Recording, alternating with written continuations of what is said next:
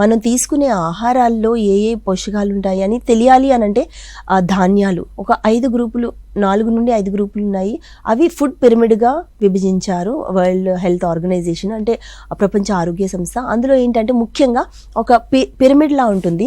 ఆ పిరమిడ్ మేము జనరల్గా ఎక్స్ప్లెయిన్ చేస్తూ ఉంటాము అందరికీ, చిన్నపిల్లల నుండి అవేర్నెస్ ప్రోగ్రామ్స్ బయటికి వెళ్ళినప్పుడు విలేజెస్లో వాళ్ళందరికీ చెప్తూ ఉంటాం అన్నమాట.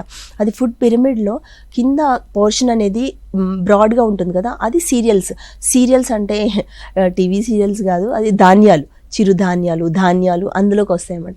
ఆ ధాన్యాలు మన ప్లేట్లో వేసుకున్నప్పుడు ఎక్కువ ఫస్ట్ ఏం వేసుకుంటాం, అన్నం వేసుకుంటాం. అన్నం అనేది కొంచెం ఎక్కువ మోతాదులో ఉంటుంది. మనం సౌత్ ఇండియన్స్ కనుక అన్నం ఎక్కువ ఇష్టపడతాం కనుక.